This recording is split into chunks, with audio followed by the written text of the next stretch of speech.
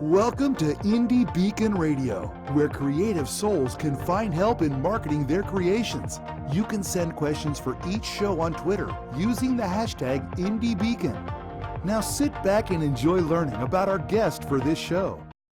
Hey, good evening, and thank you for joining. I'm Rox Burkey, and I'm here tonight with an author, a friend, a former teacher, just about everything, and we're going to learn all of it. My name is Rox Burkey. So welcome, Marsha. Thank you, Rox. It's really nice to be with you this evening. So, there's so much I want to talk about, and, it seems like we only have a short time, so I want to kind of get right into it. I know you are, you've got a real background in education, and so I would really like, just briefly, for you to update our listeners about your educational background, because I think it really helps with what you've been doing. I am a retired elementary school principal. And before that, I taught theater arts in high school and middle school, and one class in college when I was working on my master's.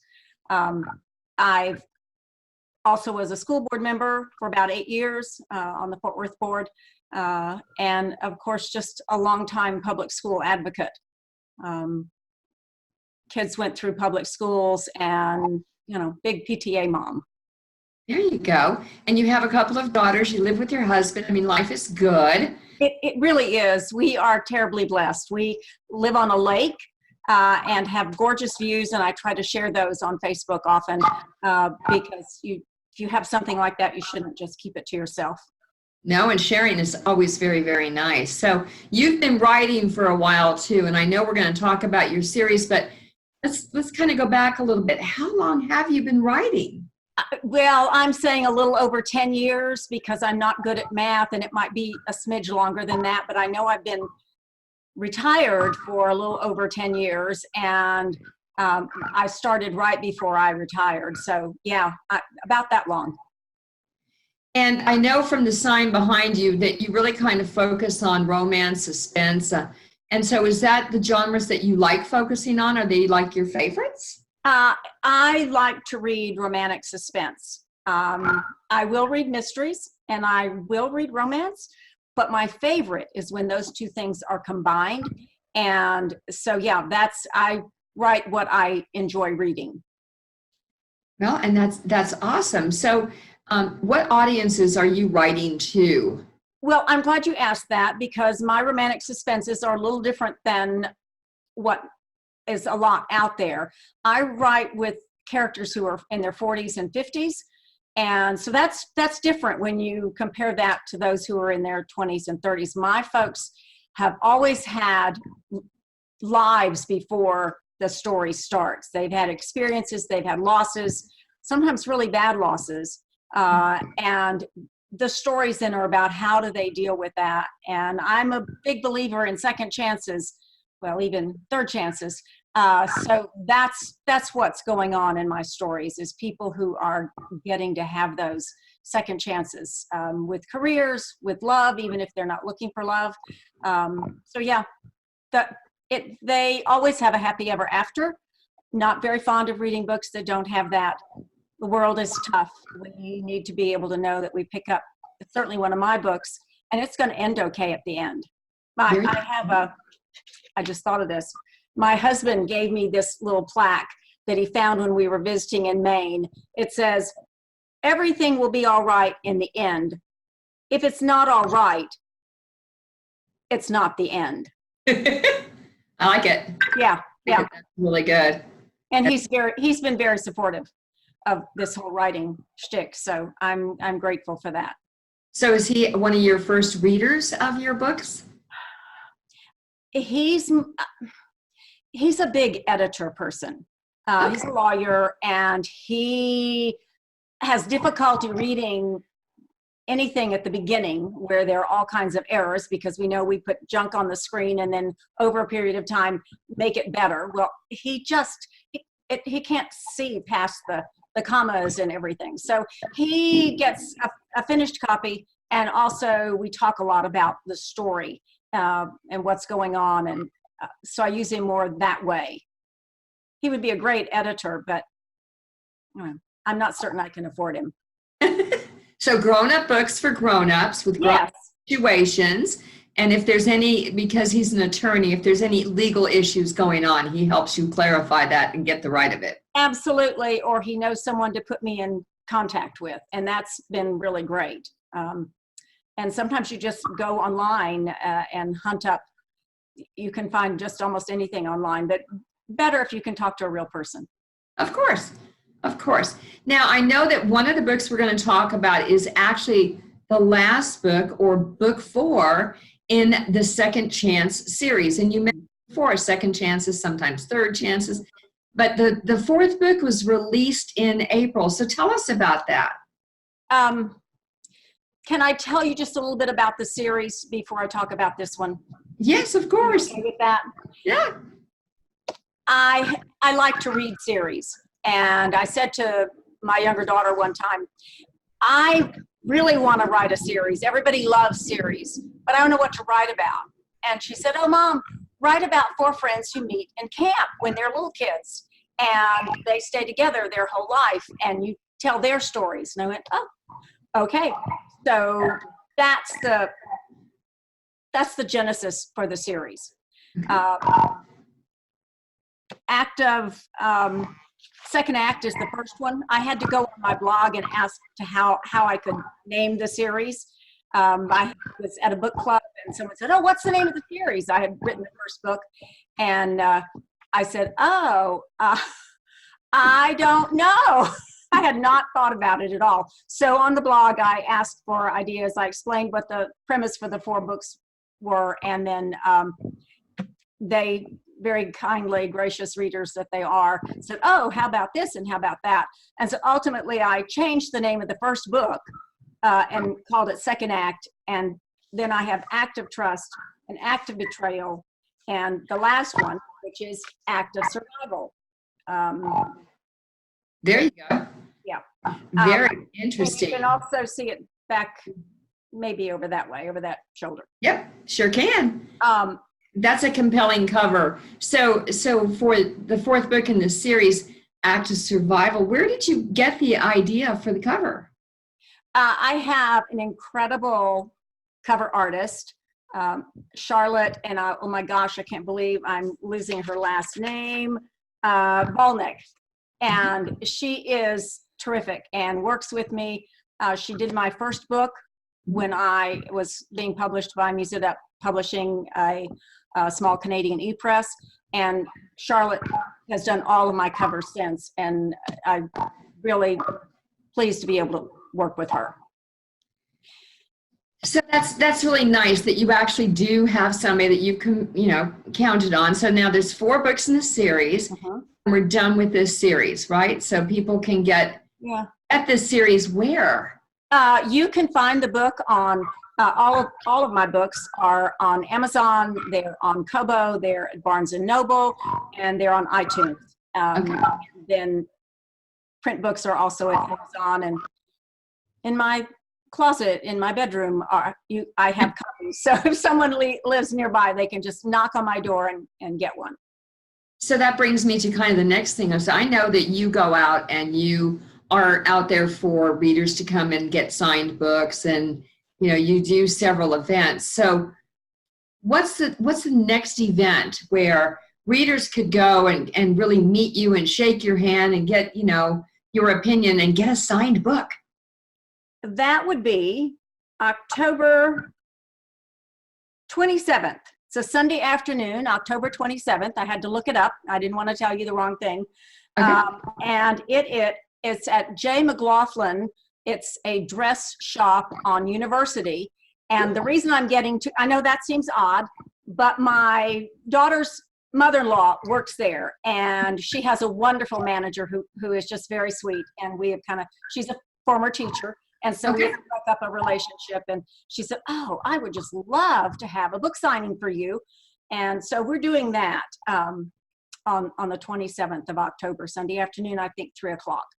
And that's University Avenue, but that's in Fort Worth for those that.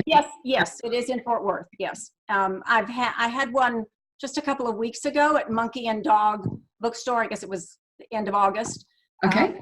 I like to connect with the local bookstores. We do have several of those in Fort Worth. We are fortunate to have that. So I've done a couple that way. You're right. Support the local bookstores. They are some wonderful people. Absolutely. Absolutely. Have you been to the one in Cleburne? They're having an event this Friday night. I have not. I will check that out. Thank you for telling me that. No problem. I'm sure they'd love to see you out there. Okay, now what's your website? Because I want to make sure that we mention it at least one time, and I'm going to actually probably ask you 2 or 3 times. So good. It's going to be able to read that, so you're going to have to say it really slowly. I'm going to say it really slow, but I'm holding it up. Yeah, don't do the HTTPS. Start with no, just the author, AUTHOR, Marsha R West. Don't leave out the R. .wordpress.com with a slash. There you go. Okay, so author Marsha R West slash .wordpress.com slash. Right. Awesome. And so people can find you there, and they can find some of the events that you're going to be at, because you have a calendar out there. Yes, I do. I post things on there. I think I failed to post this one, this event, but I put it out on Facebook and Twitter a lot of times. And my newsletter went out today with the information in it. So awesome. People can sign up for your newsletter if they go to your website? Yes, they can. They can indeed. Mm-hmm. Normally I blog on Thursdays, and on one Thursday a month, my newsletter goes out. Well, this is happening today, and I thought it was more important for the newsletter to go out today rather than to wait till Thursday. So that's what I did. I'm not always the most flexible person, but I was in this case. So there are 4 women that are the focus of the 4 books in the series. And very quickly, I want you to tell me their names, and then we're going to probably take a short break, and we're going to talk a little bit about them. So in order of the books, what are your female characters? In second act, the heroine's name is Addison Greer. She goes by Addie. I actually named her for one of my great nieces. And she's the executive director of a theater, of a nonprofit theater. Wonder how that came up. Act of Trust is really touches my heart. Kate Thompson lost her husband on 9/11, and this is a story of her trying to figure out how to do life after.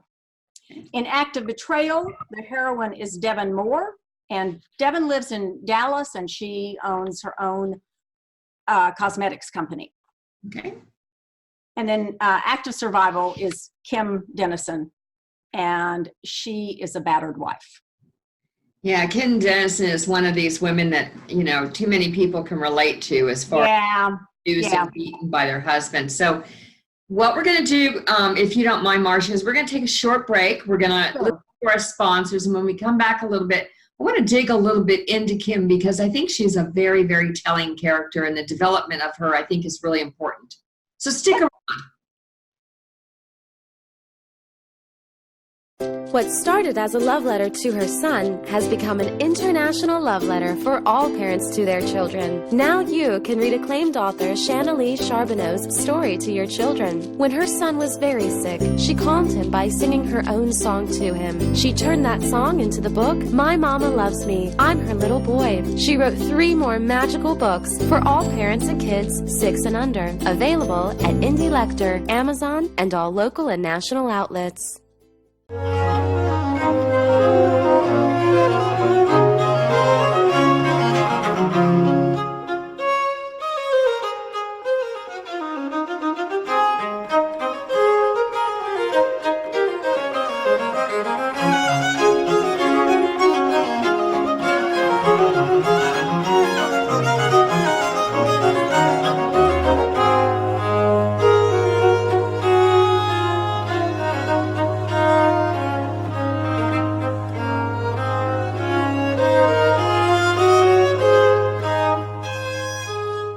Hello, I am the author and poet Denise Bryson.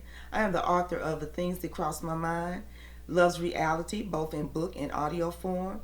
I am also noted as one of the best poets of 2011. I have 2 new projects coming up. One is the Blinky series, where Blinky tells us all about our coins and our bills for our children. I also have a book coming out called Say Ye. It's quotes from Denise Bryson, just inspirational and that will help you along the way. Thank you for watching or listening to this show. Indie Lecter is proud to sponsor this programming. As a thank you for listening or watching, we would like to give you a 10% coupon code that you can use on our bookstore at indielecter.store. Use coupon code video19. Again, that's indielecter.store, coupon code video19 for a 10% discount on any purchase. Thank you. Welcome back to Indie Beacon Radio. Don't forget to like us, follow. Hey, welcome back. I'm Rox Burkey, and I'm here to continue my discussion with Marsha R West. And I want to say the R because it's very important when you're trying to find her website, which we're going to talk about in a minute. Now, we are really focusing on the last book in her Second Chance series. It's book number 4, Active Survival. And the heroine in that book is Kim Dennison, and I found it very, very moving that she is really a victim of a abusive husband, for lack of a better term. And she seems to have some good help and infrastructure in her family and friends, but wow, I mean, She was psychologically battered as well as physically battered. The psychological part probably even worse, though she had broken bones at different times. The woman was very, very thin, and she believed she still needed to lose weight because of the way her husband talked to her and the way her mother-in-law talked to her. I often think in this story, the mother-in-law is equally as much the bad guy as the husband. And we all know that you put garbage in here, and that's what you believe. That becomes your reality. And it takes a long time to turn that around. And you're right, she had some good people helping her, but it was really, really difficult. She would make a couple of steps forward and think, oh, okay, I'm much better. And the people around would think, oh, I think she's going to come out of this. And then she would slide back and backtrack on it. It is not an easy task to overcome that whole battered wife syndrome. And you probably never overcome it, but you learn to cope. so creating that sort of character with the complexities that go with it is not an easy character to create. And you're an imaginative author, and you've got 4 women that have been buddies since camp, as it were. But this woman is almost an outlier because she is so broken, as you say, psychologically and physically. She's very, very broken. So how did you create that sort of a character? It's hard because you have a wonderful life. I do, but we all have had troubles in our lives at different times. Nobody comes through this life without having hits and knocks of various kinds. So I have an empathy for folks who are in those kinds of situations. Had some experience myself many, many, many long years ago, and I had people who helped. And in this series and in this book, one of the worst things for the friends is the fact that they did not realize what was going on. And they have so much guilt. But they, there are all these other books going on, and they have stuff going on in their lives too. But they feel a great deal of guilt for not realizing. And of course, she doesn't want to tell anybody because, oh, it's really her fault. And if she would just do the right thing, he wouldn't hit her. He wouldn't say the ugly things. It's the same old mindset that's really hard to break. But you can break it, and that's the good news. That's the good news. You can break it. It is the good ask news. for help, and there are places to ask for help for that. And even though this is a fictional series that you're putting together, when you draw on things that can touch people, it really helps a reader be able to feel that empathy and sympathy for the characters and the challenges that they are facing. So that really speaks to your ability to develop a character. So is Kim going to ever come back in any other story? Will these characters come back in any other story? Mm-hmm. I don't think so. I have a fan who really wants me to pull up a character from my second book. He was a supporting character. He's a brother. You know, I talked about that. I have families in my books. I'm not certain I said that. I may have just been when I was practicing, I said that. But I have families. So my main characters and then their parents, and then they usually have children and supporting people. She really wants me to write a book about this guy. And I don't know that, I don't know that I'm going to be able to. If it's at all possible, I will try to figure out a way to slide him into the next book I'm writing about. The first book, Vermont Escape, the first published book, the supporting character in that nearly took over the story, and I basically promised him if he would back off, I would get him his own book, and he's the hero in second act in the first book in the series. So don't you love how characters kind of sleep in your little brain and tell you what they want to do? No, I don't want to do that. That is not. I kept saying, no, I'm sorry. The title of this book is Vermont Escape. You know, she's not going back to Texas with you. So yeah, but he was a neat guy, and it was fun to get to bring him back in a main role in second act. I maybe because of my theater background, but as I write, I see this all happening in real life. It's like a film is going by and I'm seeing it happen. And that's pretty fun. And so your descriptions inside the covers of your books are very rich, and they do help paint those pictures. And so I think you're right. That background that you have in theater does help to do that. Are you also a member of any writing organizations to help support yourself and maybe help encourage others? I am, Rox, and I could not do without the various writing organizations I belong to, one of which, of course, is Texas Authors, and I'm so grateful that you all do these interviews. It's really, really fun, and it's especially fun that now it's in video and not just an audio thing. But I'm a member of Romance Writers of America, and as a part of that, I belong to the North Texas chapter of Romance Writers of America. They meet in Colleyville on the third Saturday, this coming Saturday, as a matter of fact, at La Hacienda restaurant.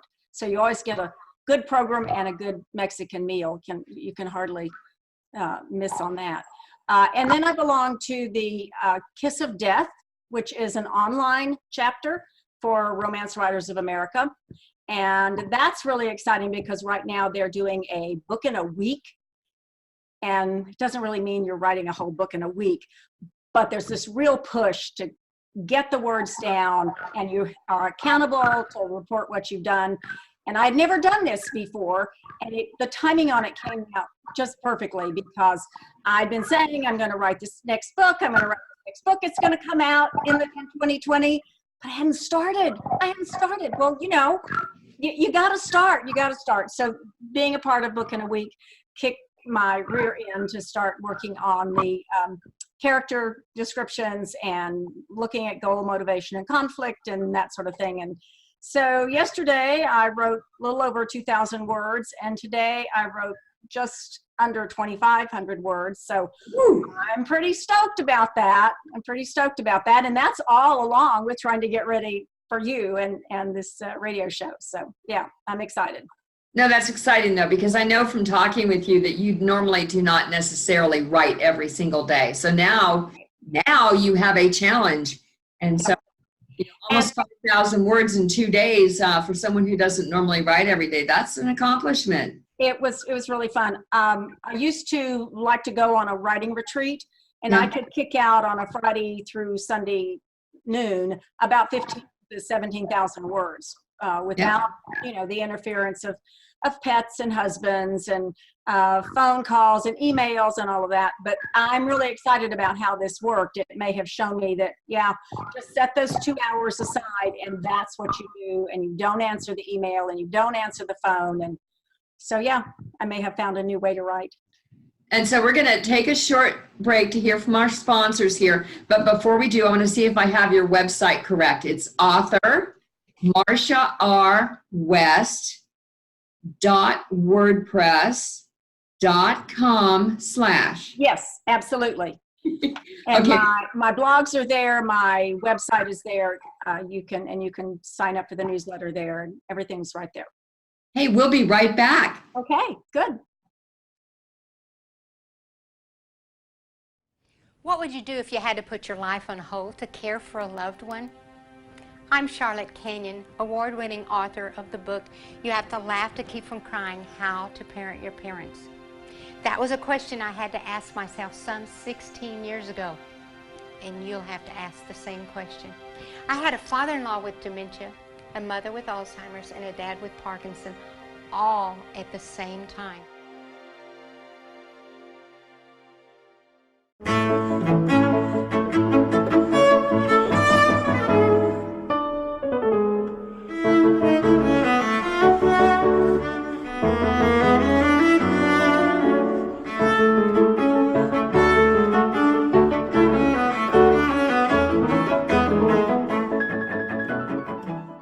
What would you do if you found out everyone on the town council were thieves and murderers? That's what happened in Bandera, Texas in 1873. John Cruder was the marshal, yet he needed to operate outside the law in order to balance the scales of justice. He is the Midnight Marauder. You can find his books on Amazon.com and TopWesterns.com in paperback, digital, and audio. I'm Roy Clinton, and I hope you'll read The Midnight Marauder. I'm Rox Burkey. And I'm Charles Brakefield. We're award-winning co-authors, Brakefield and Burkey, of the Enigma book series. There are 10 books in the series, with book number 11 planned for release in January 2020. Each story has a central technology focus ranging from identity theft to cryptocurrency and now AI wars. These adult techno thrillers pit cyber good guys against cyber thugs across the darknet. In our world, technology is today's weapon of choice. You can enjoy ebook format, paper, or Audible. We want your feedback. Until the next story, thank you. Thanks. Welcome back to Indie Beacon Radio. Don't forget to like us, follow us, or subscribe to one of our many channels. Now, here is your host for today's show. Hey, welcome back. I am Rox Burkey, and I'm here with Marsha R West. And I'm telling you, this goes so quickly, Marsha. It always makes me sad because I could go on for another 3 hours with you. And I could talk that much too. One of the things I want to focus on in this last small segment that we have is I really want to know a little bit about where you get your blog ideas, because they're not necessarily news stories. No, they are not. Years ago, I was told you absolutely have to have a blog. And I thought, oh, golly, what are you supposed to write about? And I was told, before you start, have about 16 blog topics written out ahead of time as preparation. And so I did that. And what I mostly write about is what's going on in my life, in the world, occasionally about writing. Obviously, the newsletter today, that's kind of like a blog, was about tonight. But it was also about fall, because I love fall. And so sometimes it's just a topical issue of what's going on in the world. What am I working on? What's going on with my family? So yeah, so far, knock on wood, I have never had a problem finding something to write about. I think that just means I really talk a lot. Well, that's a good thing, though. But you also interact with the people that come to your website, the people that subscribe to you. So if somebody comes to your website, they can comment on your blog and you'll respond. Yes. Oh, I love that. I love that. When years ago, when I first started looking at blogs, I was terrified. I couldn't figure out the technology of even responding. And it took me a lot of trials and errors. And finally, I started responding. And I realized I was writing longer responses to the post almost than the post was. But everyone seemed to like that. So I went, okay, I think I may have something to say on a blog post. So, part of the folks that are listening to us may be authors, and they may be people that really want to be authors, and your experience might help them. So what would you say to some of these upcoming authors to help encourage them, Marsha? I would say, keep on keeping on. That is my mantra. Years before I was published, I very, very nearly gave up the whole thing. Lots and lots of rejections, lots and lots of rejections. And I was president of the North Texas chapter, and so I had to write a newsletter article each month, and that was my theme. And so I was writing those articles as much to myself as I was to everybody else in the group. And that was the year that I submitted to 10 different e-publishers, and I had decided this was it. It was either going to go or that was not going to happen. And I had 2 offers to buy Vermont Escape in December. So yeah, you just have to keep on keeping on. And the only thing that can stop you is you stopping yourself.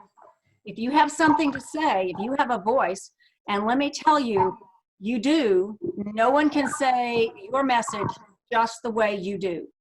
It is a gift we have. Each of us is different. I don't like everybody's books. I don't expect everybody to like my books. But we all have a place to speak and say what's going on, and to help, I think, to help people get through life. And so keep on keeping on. And I think that's a great message, and I really appreciate that, and I appreciate you being with me. But before we break for the evening, I really want you to introduce your little puppy that has been so patient on that couch. Oh, I didn't realize he was back up there. Charlie, and Charlie in my next book, and he didn't bark, bless his heart. I'm so proud of him. You just never know what he's going to do, but he was very sweet sitting back there, and I appreciate it. He's going to be in the next book. I like that. Charlie, nice to meet you. I look forward to reading your next book. Again, it's author Marsha R West. Thank you, West. I got caught. That's okay. .wordpress.com/. You can find her on Amazon, and please read her books and write reviews. All authors of reviews. Yes, those are so important. We are so appreciative of readers who take time to do that. Rox, this has been really fun. I've enjoyed visiting with you, and let's just all keep on writing. That's it. Keep on keeping on. Thank you. Thank you. Thank you for listening to Indie Beacon Radio, where creative souls can find help in marketing their creations. To learn more about Indie Beacon services, to be a guest on the show, or to advertise on our show, please visit our website at indiebeacon.com.